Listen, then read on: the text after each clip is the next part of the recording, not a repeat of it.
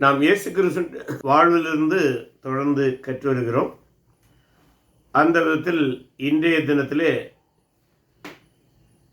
ராஜாவை இஸ்ரவேல் தேசம் புறக்கணித்த உச்சகட்ட நிகழ்வு நடக்க இருந்த இதிலிருந்து நாம் ஆரம்பிக்கின்றோம்.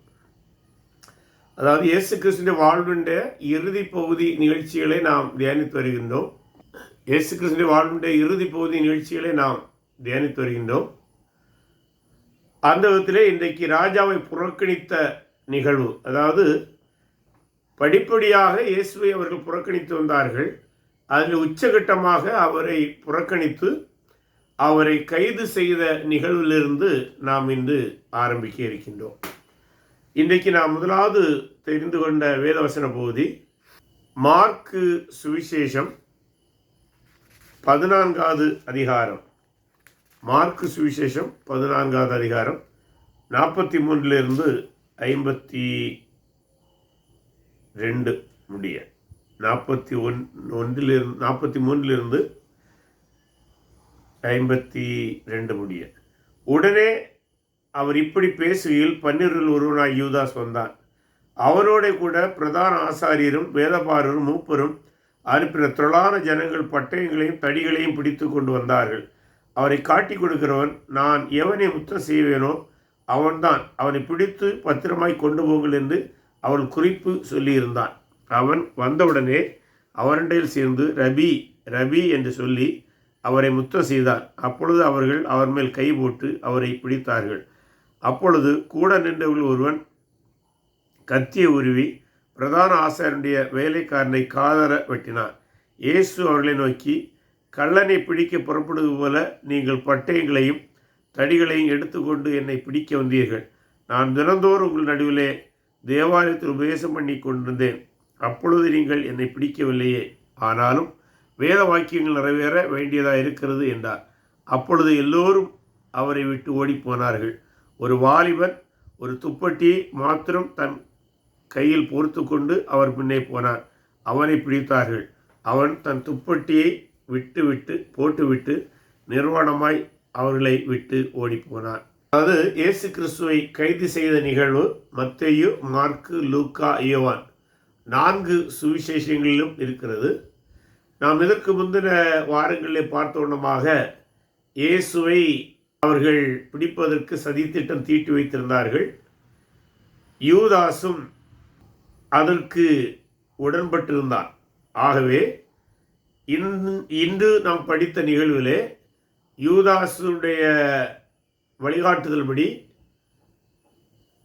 எருசலேம் ஆலயத்துடைய ஆசாரியர்கள்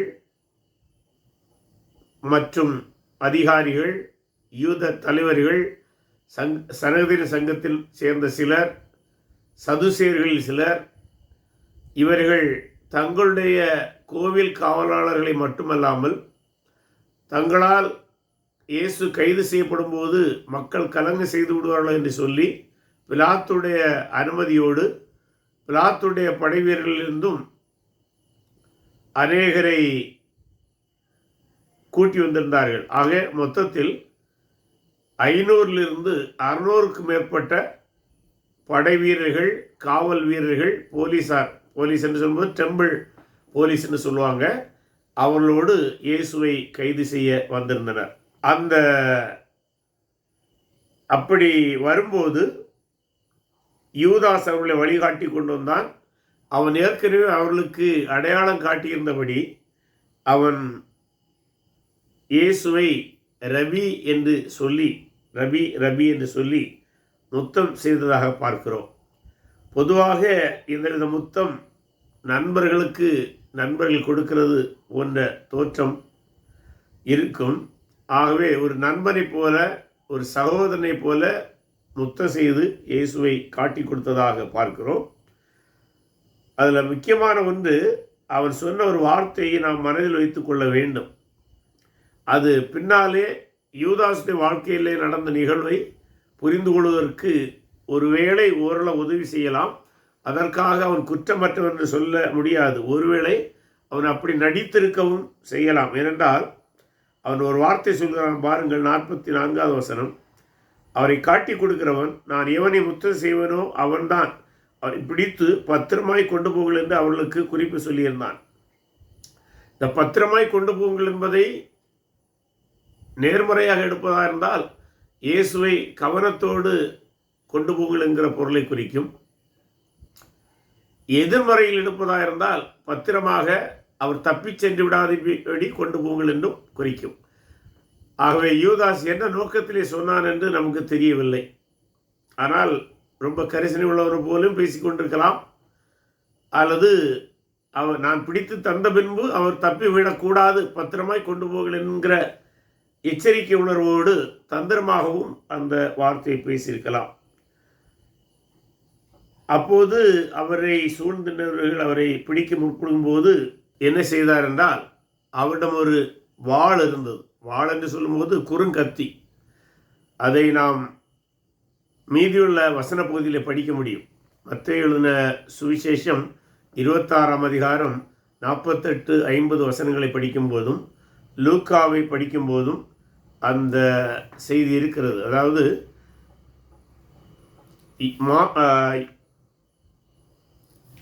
பேதுருவிடம் ஒரு கத்தி இருந்தது. அந்த கத்தியை வைத்து இந்த இயேசுவை கைது செய்வதற்கு முதலாவது அவர் மீது கையிட்டதான ஒரு வீரன், அவன் ஆசாரியனுடைய வேலைக்காரன் என்று சொல்லப்பட்டுள்ளது. அவனுடைய பெயர் மல்கூஸ் என்று சொல்லப்பட்டுள்ளது.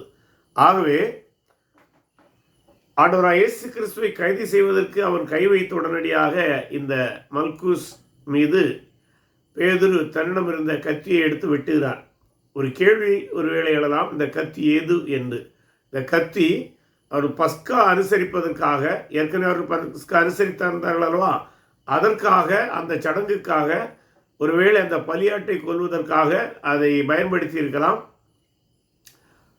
அதை அந்த பஸ்கா முடிந்த கையோடு அவர்கள் இங்கே ஜெபிப்பதற்காக வந்தபடினாலே பேதுருடைய கையில் அது இருந்தது. ஆகவே அந்த கத்தி எடுத்து அவன் மல்கூசுடைய தலையை வெட்டும்படி தான் வெட்டினான். ஆனால் அந்த கத்தி அதற்கு வலுவானதில்லை. ஏனென்றால் யுத்தத்துக்கு கொண்டு செல்கிற கத்தியாக இருப்பின் ஒருவேளை அது அவர்களுக்கு அவனுடைய தலை வெட்டி இருக்கலாம். ஆனால் இது அத்தனை வலுவானதல்ல. மேலும் இவன் கத்தியை தலை வெட்ட முயன்ற போது அவன் கூட சற்று மாறி இருக்கலாம். ஆகவே அவனுடைய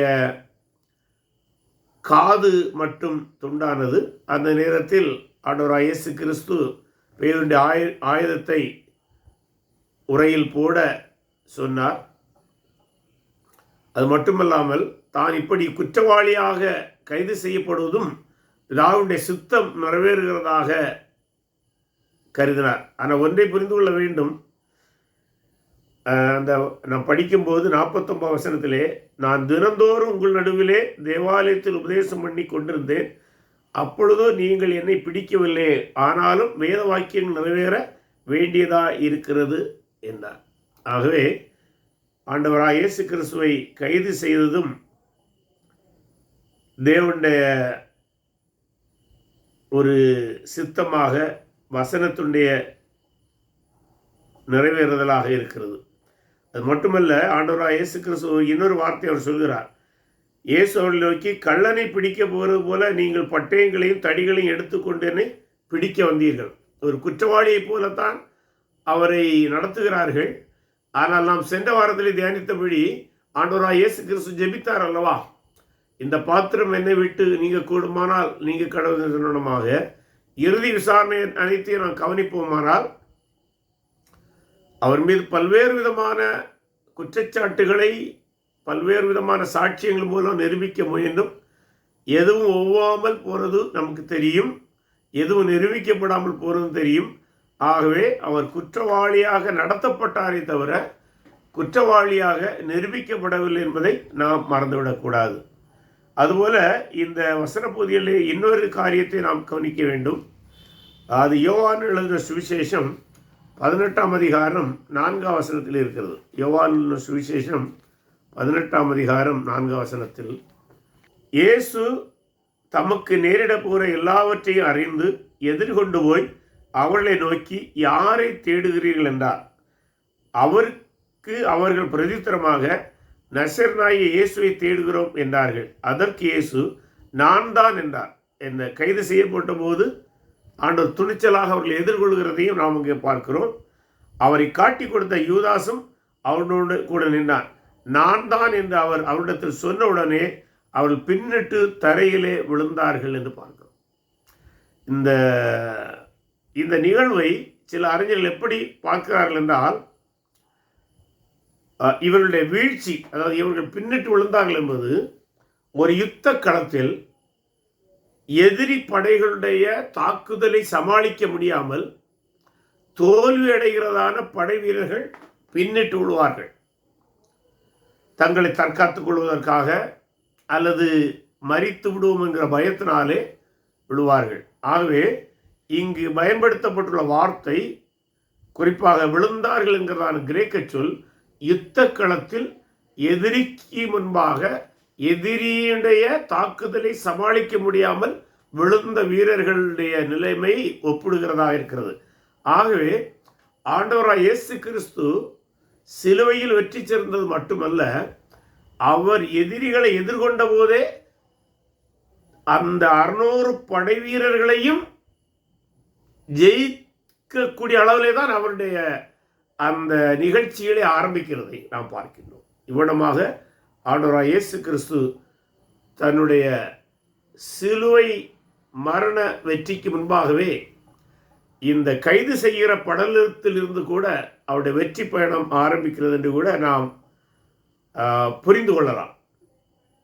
அடுத்ததாக அவரை கைது செய்த பின்பு அவர்கள் எங்கே கொண்டு வருகிறார்கள் என்றால், மத தலைவர்கள் விசாரிப்பதற்காக முதலாவது ஆசாரியர் அன்னாவுடைய வீட்டுக்கு கொண்டு வருகிறார்கள்.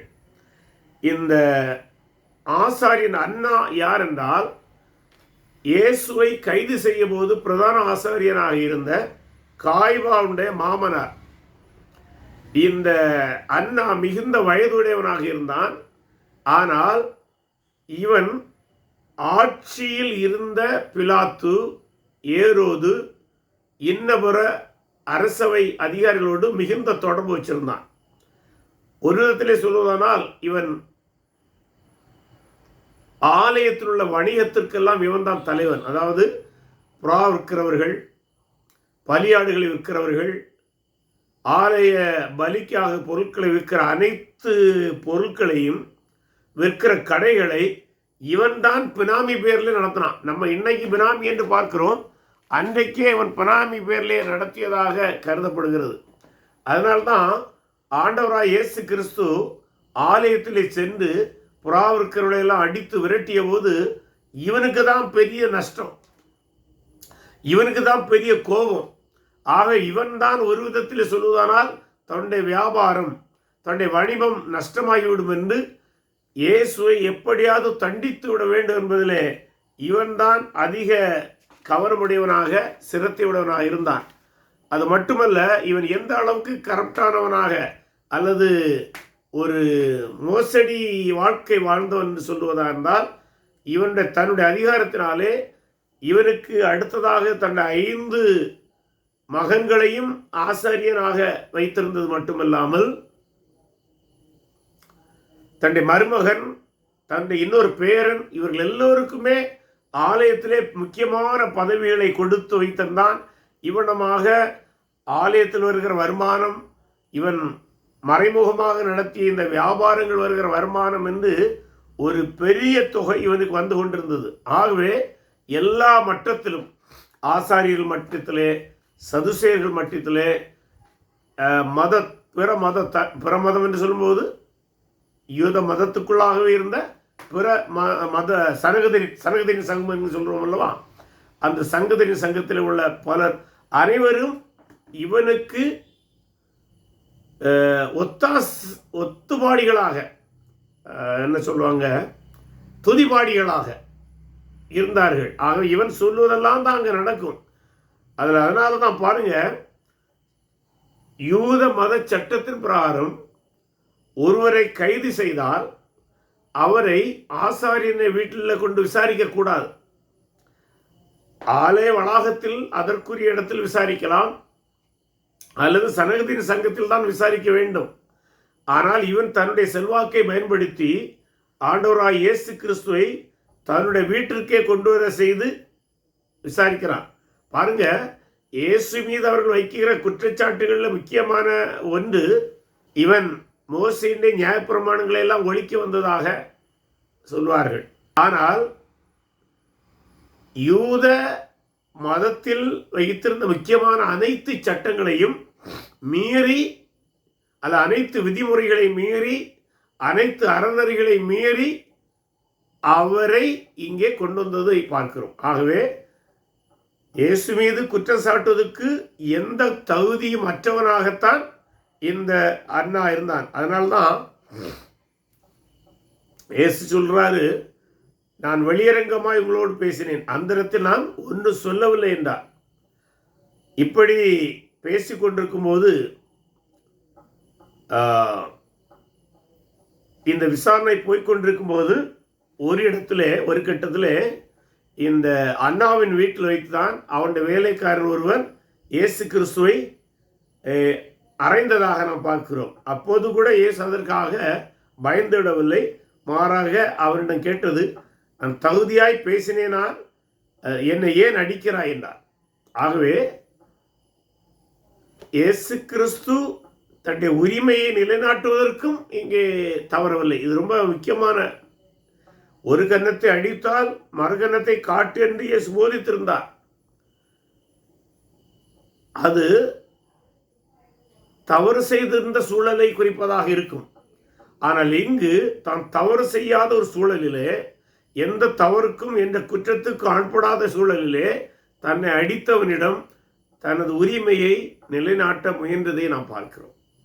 இது நம்முடைய கிறிஸ்தவர்களுக்கு இன்றைக்கு ஒரு பாடமாக இருக்க வேண்டும். ஏனென்றால் அநியாயத்திற்காக நாம் தண்டிக்கப்படும் போது அதை ஏற்றுக்கொள்ளுகிற மனப்பான்மையும், அதே நேரத்தில் அநீதி இல்லாமல் நாம் தண்டிக்கப்படும் போது அல்லது தாக்கப்படும் போது அதற்குரிய காரண காரியங்களை சட்டத்துக்குட்பட்டு கலங்கம் செய்யாமல் அரசு அதிகாரிகளுக்கு வேறு விதத்திலே தொந்தரவு கொடுக்காமல் நம்முடைய உரிமையையோ நியாயத்தையோ கேட்பது தவறல்ல என்பது இந்த நிகழ்ச்சியிலிருந்து நாம் கற்றுக்கொள்ள வேண்டியதாக இருக்கிறது.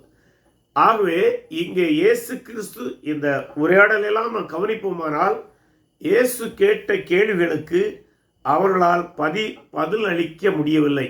ஆகவே என்ன நடந்தது என்றால், இந்த இயேசுவை கைது செய்த பின்பு, இந்த அண்ணா விசாரித்த பின்பு, அவன் இயேசு கிறிஸ்துவை தன்னுடைய மருமகனாகிய காய்பாவுடன் அனுப்புகிறார்.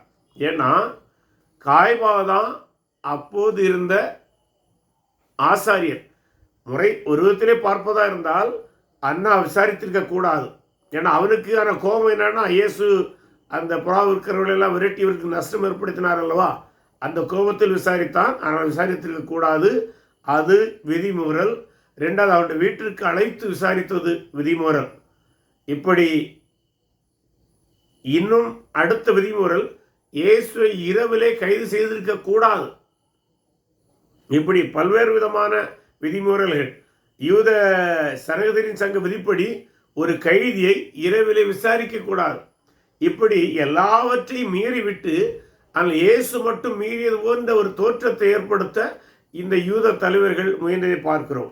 ஆகவே அண்ணா விசாரித்த பின்பு இயேசுவை முறைப்படி விசாரிப்பதற்காக தன்னுடைய மருமகனாகிய காய்பாவிடம் அனுப்புகிறார். அந்த நிகழ்ச்சியை நாம் யோவான் 18:24 நாம் பார்க்கிறோம்.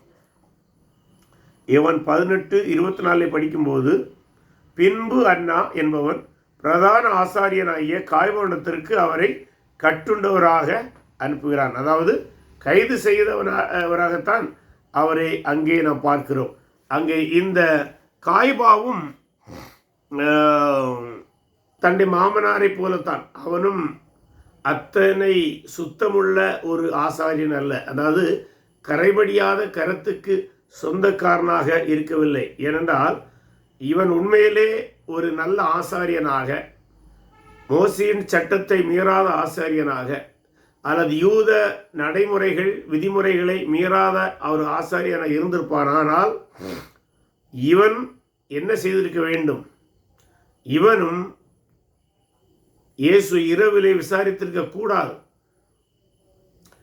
ஆனால் இவனும் இயேசுவை இரவிலே விசாரித்ததை பார்க்கிறோம். ஆகவே இந்த ஆசாரியரும், அதாவது பிரதான ஆசாரியரே இங்கே விதியை மீறுகிறார். அதனால இவனும் சனகதினுடைய ஆலய வளாகத்தில் கூடி விசாரிப்பதற்கு பதிலாக இவரும் அவனுடைய வீட்டில் தான் விசாரிக்கிறான். பாருங்க, அந்த காவலிடத்திற்கு அனுப்புகிறார்.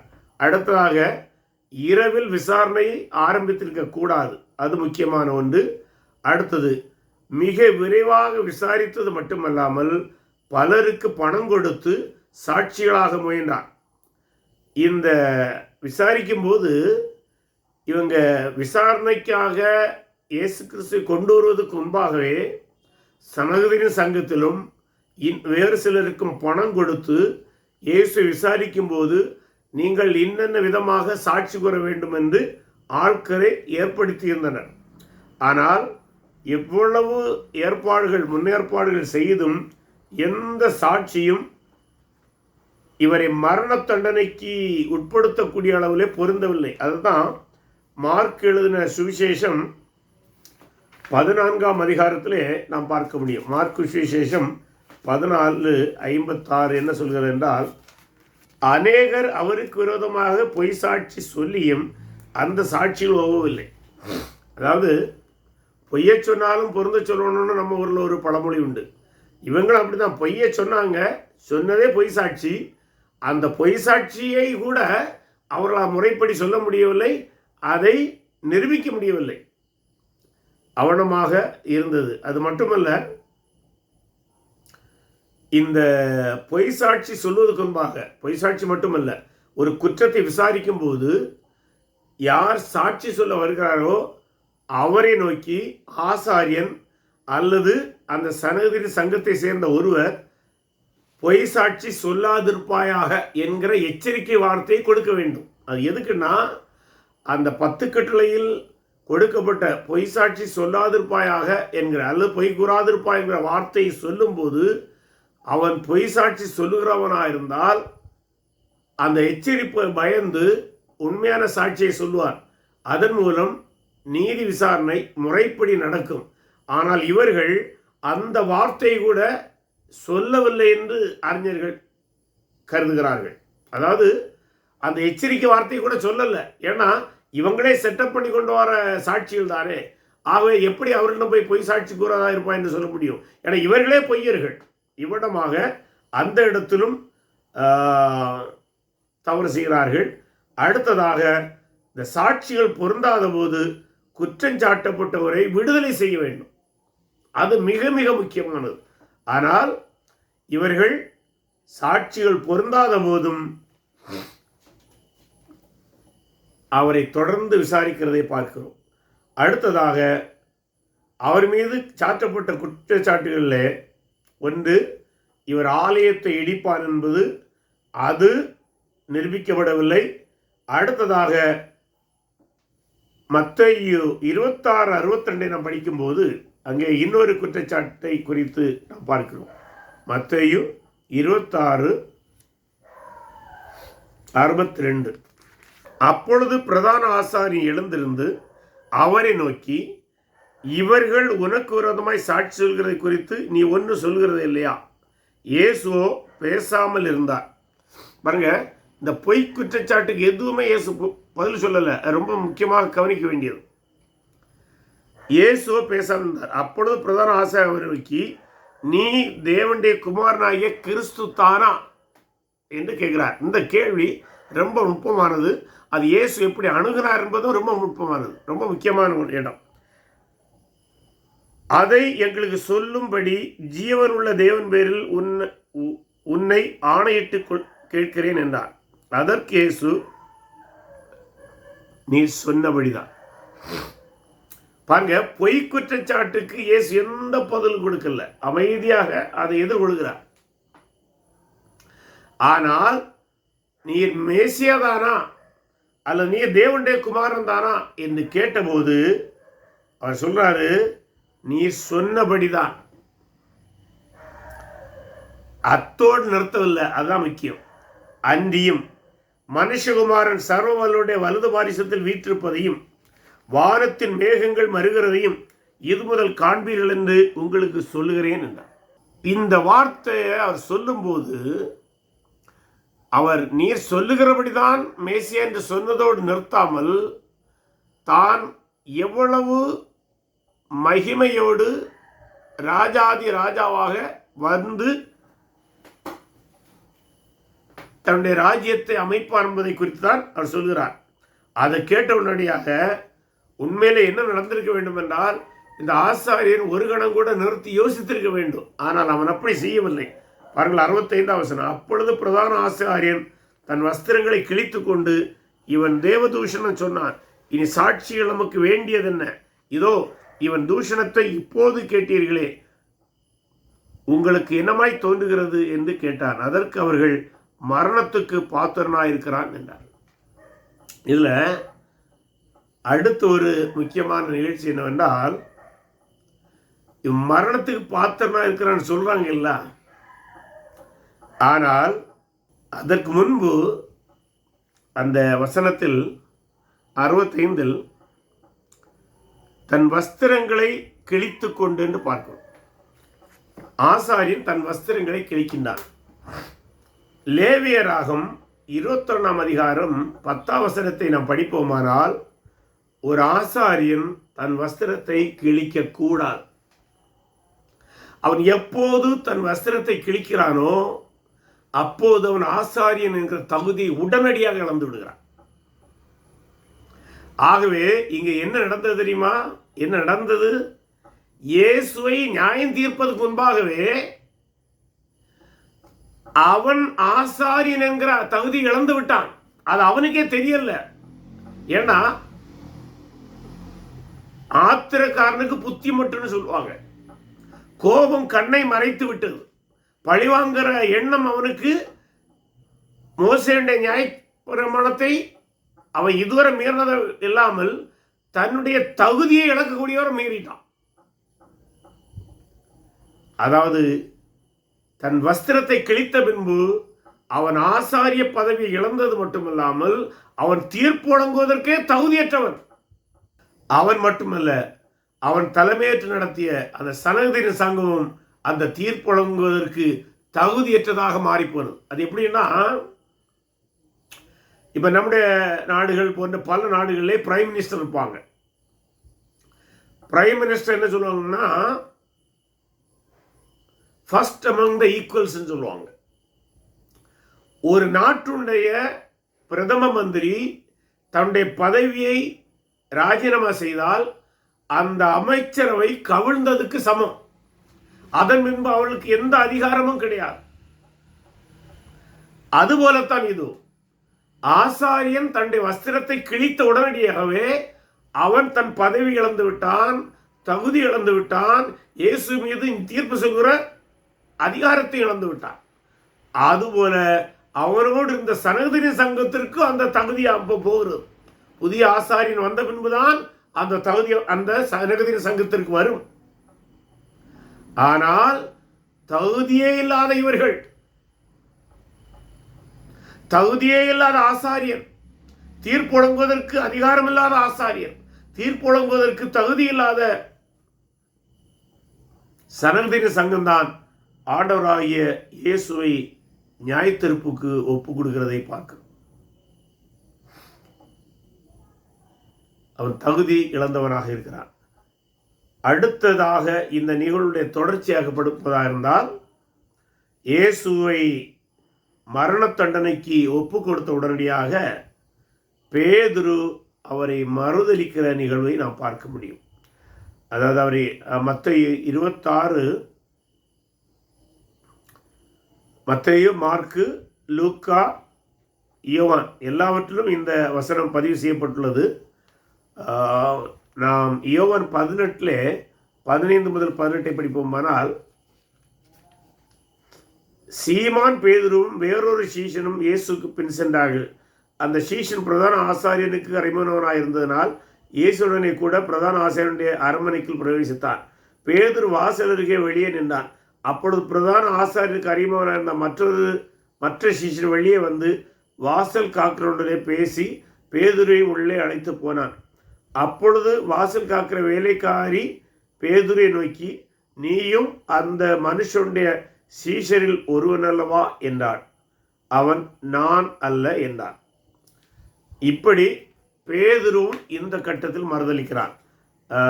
இந்த நிகழ்ச்சியை எல்லாம் நாம் படிக்கும்போது நமக்கு தெரியும், ஆண்டவராய் இயேசு கிறிஸ்து பேதுரு மறுதளிப்பதை குறித்து ஏற்கனவே பேசியிருந்தார்.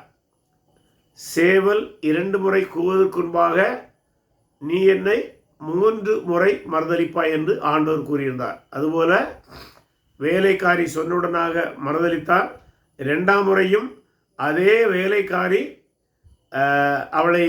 அவரை இன்னொரு இடத்திலே கண்டு நீர் அவனோடு இருந்தவன் என்று சொன்னபோது அங்கும் மறுதளித்தார்.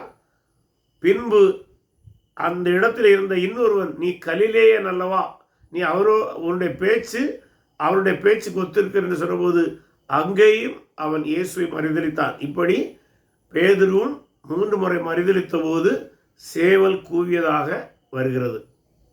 இந்த சேவல் கூவியதை குறித்து இன்னொரு கருத்து உண்டு. அது என்னவென்றால்,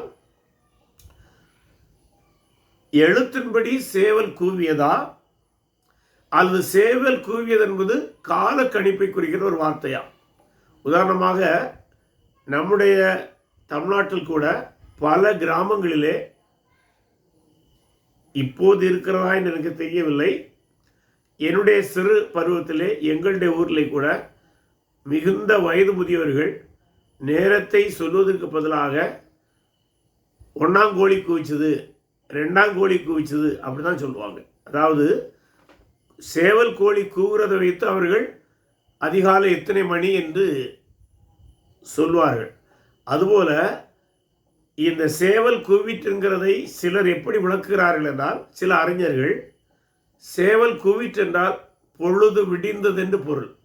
அப்படியானால் அதனுடைய பொருள் என்னவென்றால், பொழுது விடுவதற்கு முன்பாகவே. ஏன்னா பஸ்கா பண்டிகை அந்த சூழலில் தான் இயேசு என்ன சொன்னார், நீ என்னை மறுதளிப்பாய்ன்னு சொன்னார். அந்த இரவுக்குள்ளாகவே, பொழுது விடுவதற்குள்ளாகவே, அதாவது சேவல் கூவதற்கு முன்பாகவே, சேவல் 2ஆம் தடவை கூவதற்கு முன்பாகவே அல்லது பொழுது விடுவதற்கு முன்பாகவே பேதுரு இயேசுவை 3 முறை மறுதளித்தான் என்று பார்க்கிறோம். இவ்விடமாக மறுதளித்ததை குறித்து அந்த சேவல் கூறுவதை குறித்து சிலர் இப்படி ஒரு விளக்கம் கொடுப்பதையும் நீங்கள் சில விளக்க உரை புஸ்தகங்களை பார்க்க முடியும். ஆகவே எதுவாயிருந்தாலும், அது பொழுது விடிந்தது என்று சொன்னாலும் சரிதான், அல்லது சேவல் கூவிட்டு என்று சொன்னாலும் சரிதான். ரெண்டும் ஒன்றை ஒன்று கான்ட்ரிபியூட் பண்ணக்கூடிய அல்லது ஒன்றுக்கு ஒன்று கூடுதல் தகவலை தரக்கூடிய ஒரு செய்தி தான். அதில் முக்கியமானது சேவல் கூவினதா பொழுது விடிந்ததா என்பதை விட இயேசு சொன்னபடி பொழுது விடுவதற்கு முன்பாக பேதுரு 3 முறை மறுதளித்தது தான் மிக முக்கியமானது. ஆண்டவருடைய வார்த்தை நிறைவேறியதை பார்க்கிறோம். ஆண்டவராய் இயேசு கிறிஸ்து இங்கே தன்னை ஒரு தீர்க்கதரிசியாக காட்டியதை நாம் பார்க்கிறோம். அதாவது அவருடைய சொன்னது எந்த விதத்திலும் மாறாமல் ஒரே இரவுக்குள் நிறைவேறியதை நாம் பார்க்கிறோம். அடுத்ததாக ஆண்டவராய் இயேசு கிறிஸ்து சனகதிரி சங்கத்தால் இறுதி தீர்ப்பை கொடுக்கப்படுகிறார். அது மத்தேயு 27ஆம் அதிகாரத்திலே 1ஆம் வசனத்திலே வருகிறது, மார்க்கில் வருகிறது, லூக்காவில் வருகிறது. லூக்காவிலே அதை சற்று விரிவாக சொல்கிறார். ஆகவே லூக்கா சுவிசேஷத்தை படிப்போம். லூக்கா 22ஆம் அதிகாரம் 66 முதல் 71 வசனங்கள். லூக்கா 22 66 தொடங்கி 71 முடிய. விடியற்காலமான போது, அதாவது பொழுது விடியும் போது, இப்போ தான் சேவலும் கூவியாச்சு, பொழுது விடிஞ்சாச்சு, ஏற்கனவே பேதுரு மறுதளிச்சாச்சு. அந்த பொழுது விடியும் போது இந்த தீர்ப்பு கொடுக்கப்படுகிறது. ஜனத்தின் மூப்பரும் பிரதான ஆசாரியரும் வேதபாரகரும் கூடி வந்து தங்கள் ஆலோசனை சங்கத்தில் அவரை கொண்டு வந்து நிறுத்தி. இப்போ என்னன்னா, இந்த ஆலோசனை சங்கத்துக்கு அவசரமாக அழைப்பு கொடுத்தனால ஆலோசனை சங்கத்தில் உள்ள எல்லாரும் வரல.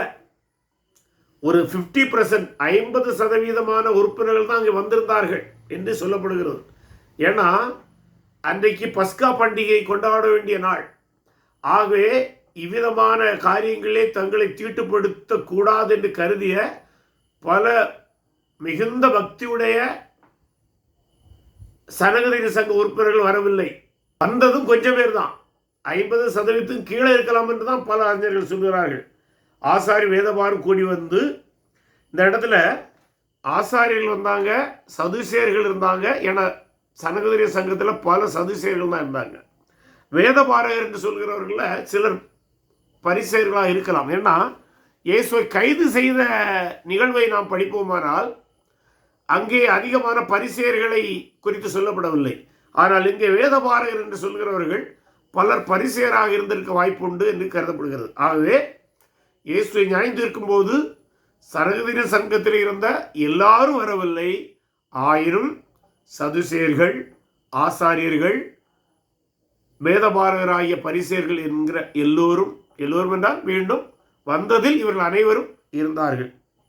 நிறுத்தி நீ கடைசியாக மீண்டும் கேட்குறாங்க, நீ கிறிஸ்துவா, அதை எங்களுக்கு சொல் என்றார்கள். ஆசாரியம் கேட்டால் அதே கேள்வியை தான் கேட்குறாங்க. அதற்கு அவர், நான் உங்களுக்கு சொன்னாலும் நம்ப மாட்டீர்கள். என ஏற்கனவே சொல்லியிருந்தார். ஆசாரியர் என்று சொன்னார் அல்லவா, நான் உங்களிடத்தில் வினாவினாலும் எனக்கு மறுஉத்தரவு சொல்ல மாட்டீர்கள், என்னை விடுதலை பண்ணவும் மாட்டீர்கள். என இதுவரை குற்றம் நிரூபிக்கப்படவில்லை. இதுக்கு முன்பாக விடுவிக்கப்பட்டிருக்க வேண்டும். ஆகவே விடுவிக்க மாட்டீர்கள் என்று இயேசு தெளிவாக சொல்கிறார். இது முதல் மனுஷகுமாரன் சர்வ வல்லமையுள்ள தேவனுடைய வலது பாரிசத்தில் வீற்றிருப்பார் என்றார். வலது பாரிசம் என்பது பொதுவாக நம்முடைய புரிந்து கொள்ளுதல் வலது பக்கம். ஆனால் யூதருடைய பேச்சு வழக்கிலே அது ஒரு மரபு சொற்றொடர், இடியம் என்று சொல்லுவாங்க ஆங்கிலத்தில். அதாவது வழக்கு சொல் என்று கூட சொல்வார்கள். அதனுடைய பொருள் நேரடியான அர்த்தத்தை தருவதில்லை. வலது பாரிசம் என்பது வலது பக்கம் என்கிற பொருளை விட அதிகாரம் என்கிற வார்த்தையை யூத பேச்சு வழக்கிலே உண்டு. இயேசு வாழ்ந்த முதல் நூற்றாண்டிலே தேவனுடைய வலது பாரிசம் என்பது தேவனுடைய அதிகாரத்தில் இருப்பது என்று பொருள். ஆகவே தேவனுடைய அதிகாரத்தில் நான் இருப்பேன் என்று சொன்னால் அதனுடைய பொருள் நான் தேவன் என்று பொருள். ஏன்னா இன்னைக்கு கூட நம்முடைய கிறிஸ்தவர்களே ஒரு பிறவரான யெகோவா சாட்சியினர் பலவேளை கேட்பார்கள். பிற மதத்தவர் நம்மளை கேட்பாங்க, இயேசு தன்னை தேவன் என்று எங்காவது சொன்னாரா? அவங்க கேட்கறதுல தப்பு இல்லை, ஏன்னா அவங்களுக்கு தெரியாது. ஆனால் இயேசு தன்னை தேவன் என்று தான் இங்க சொன்னார். அதுக்குதான் யூத இறையியல் தெரியணும். இயேசு தன்னை தேவன் என்று சொன்னபடியினால்தான் அவர் தொடர்ந்து கேட்கிறார், அதற்கு அவர்கள் எல்லோரும், அப்படியானால் நீ தேவனுடைய குமாரனா என்று கேட்டார்கள். இது சனகதிரி கேட்குது. அதற்கு அவர், நீங்கள் சொல்லுகிறபடியே நான் அவர்தான். ஆசாரியன்ட்டே அதான் சொன்னாரு, நீர் சொல்லுகிறபடிதான். இங்கே சொல்ல, நீங்கள் சொல்லுகிறபடி நான் அவர்தான். ஐ எம் ஹி என்பதே யெகோவா தேவனோடு தன்னை அடையாளப்படுத்தும். அப்பொழுது அவர்கள் சனகதிரி சங்கம், இனி வேறு சாட்சி நமக்கு வேண்டுவது என்ன? நாமே இவருடைய வாயினாலே கேட்டோம் என்றார்கள். இதுல இந்த இடத்துல இன்னொரு காரியத்தை கவனிக்கணும். அது பைபிளில் சொல்லப்படலை. ஆனால் அந்த விதிமுறையின் அடிப்படையில் இயேசு தன்னை மேசியா என்று சொன்னார், இயேசு தன்னை தேவனுடைய குமாரன் என்று சொன்னார். அதை தவறு என்று ஆசாரியன்னு நிரூபிக்கல. அது தவறு என்று சனகதிரி சங்கமும் நிரூபிக்கல. அப்படின்னா பொருள் என்ன தெரியுமா? நான் மேசியா என்று இயேசு சொன்னது கோர்ட்ல நின்று கொண்டே இருக்கிறது. It is not disproved. If it is not disproved, it is approved. அந்த பொருள் என்ன தெரியுமா? அப்ப இயேசு மேசியா என்று சொன்ன நிலையிலேயே அவர் சிலுவையில் அடிக்கப்படுகிறார். இயேசு தன்னை ராஜா என்று சொன்ன நிலையிலே சிலுவையில் அடிக்கப்படுகிறார். இவங்க என்ன செய்திருக்கணும்னா, நீ உன்னை மேசியா என்று சொல்கிறாய், அதை நாங்கள் ஏற்றுக்கொள்ளவில்லை, அது தவறு என்று அவர்கள் நிரூபித்திருக்க வேண்டும். அதான் சட்ட நடைமுறை. ஆனால் அவங்களால அதை தாங்கள் கொண்டு வந்த சாட்சிகளையும் வைத்து நிரூபிக்க முடியவில்லை. இயேசு தன்னை மெசியா என்று சொன்னபோது அதையும் தவறு என்று அவர்களால் நிரூபிக்க முடியவில்லை. ஆகவே எதிர்மறையிலும் நேர்மறையிலும் இயேசு சொன்ன காரியம் தான் நிலை நின்றது. எதிர்மறை என்று சொன்னால் அந்த பொய் சாட்சிகளை வைத்து இயேசு மீது குற்றம் சாட்ட முடியவில்லை. நேர்மறை என்றால் இயேசு தன்னை மெசியா என்று சொன்னபோது அதையும் தவறு என்று அவர்களால் நிரூபிக்க முடியவில்லை. சும்மா கத்துனாங்க. ஆசாரியன் வஸ்திரத்தை கிழிச்சான். இவங்க இனி சாட்சி என்ன வேணும்னு கேட்டாங்க. இவர் சாட்சியும் தேவையில்லை. சாட்சி தேவை. என்ன தேவை? இவர் சொன்னது தப்பு என்று நிரூபிப்பதற்கு சாட்சி தேவை. ஆனால் அந்த சாட்சியை அவங்க கொண்டு வரல. ஏன்னா அவங்களுக்கு நிரூபிக்கவே முடியாது. ஏனென்றால் இயேசு ஏற்கனவே பொதுமக்களோடு இருந்தபோது பல்வேறு அற்புதங்களால் தன்னை மேசியா என்று நிரூபித்திருந்தார். தன்னுடைய போதனைகளால் நிரூபித்திருந்தார். அதைத்தான் இங்கே சொல்லாரு. நீர் சொல்லுகிறபடிதான், நீங்கள் சொல்லுகிறபடிதான் தேவனுடைய வலது பாரிசத்திலே, தேவனுடைய அதிகாரத்திலே இருப்பேன். இந்த வலது பாரிசம் என்று சொல்லும்போது இன்னொரு வார்த்தை இந்த இடத்துல சொன்னால் நல்லா இருக்கும். நம்ம ஊரில் கூட பேச்சு வழக்கில் இந்த வார்த்தை சொல்லும். ஆனால் கொஞ்சம் வித்தியாசமாக சொல்லும். என்ன தெரியுமா? அவனுக்கு இவர் தான் வலகை, பிரைம் மினிஸ்டருக்கு இவர் தான் வலதுகை, சீஃப் மினிஸ்டருக்கு இவர் தான் வலதுகை, எம்எல்ஏக்கு இவர் தான் வலதுகைன்னு என்ன அர்த்தம்? அந்த அந்த அதிகாரம் உடையவர்களுக்கு பக்கத்தில் இருந்து அனைத்தையும் செய்யும் அதிகாரம் பெற்றவர்கள். அதைத்தான் நம்ம பேச்சு வழக்கில் சொல்லுவோம். அதே தான் இங்கே வலது பாரிசம் என்று சொல்லப்பட்டுள்ளது. அதே சொல் வழக்கு, அதே பேச்சு வழக்கு. ஆகவே இயேசு அவர் சொல்றாங்க, இது முதல் மனுஷகுமாரன் சர்வருள்ள தேவனுடைய வலது பாரிசத்தில் வீற்றிருப்பார் என்றார். ஆகவே பிதாவினுடைய வலது பாரிசத்திலே கிறிஸ்து தேவாதி தேவனாக, ராஜாதி ராஜாவாக, தேவ அதிகாரத்தோடு வீற்றிருப்பார். இங்கும் திருத்துவத்தினுடைய 2 பேரை நாம் பார்க்கின்றோம். பிதா சர்வவல்லமையுள்ள தேவன், கிறிஸ்துவை 2 பேரையும் சொல்வதாக நாம் கருத முடியும். மட்டுமல்லாமல் இயேசுவே தேவனுடைய அதிகாரத்தில் இருப்பதாகவும் புரிய முடியும். இப்படி இயேசு தன்னை மெசியா என்று சொன்னபோதும் அதை எதிர்த்து எந்த நிருபங்களை கொடுக்க முடியாமல் போன இந்த சனகதேய சங்கமும் அவரை நியாயம் தீர்த்தார்கள். அவரை மரணத்துக்கு ஒப்பு கொடுத்தார்கள். இந்த நிகழ்ச்சியை கண்ட யூதாஸ் ஆசாரியரிடத்தில் போய் குற்றமற்ற இரத்தத்தை காட்டிக் கொடுத்தேனே என்று சொல்கிறார். மத்தேயு எழுதின சுவிசேஷம் 27 3 முதல் 10 வசனங்களிலே அது பதிவு செய்யப்பட்டுள்ளது. குற்றமற்ற இரத்தத்தை காட்டிக் கொடுத்தேன் என்று சொல்லி காசை திரும்ப கொடுக்க முயற்சிக்கிறான். அவங்க அது என் பாடல், எங்களுடைய பாடல், அது உன் என்று சொன்னாங்க. அந்த காசை கொண்டு அவன் ஆலயத்தில் எறிகிறான். எரிந்து விட்டு நாண்டு கொண்டு சாகிறான். அந்த நாண்டு கொண்டு சாகும்போது கூட ஏதோ பதட்டத்தில் அவன் சரியாக கயரை கட்டியிருக்க மாட்டான் போல இருக்கு.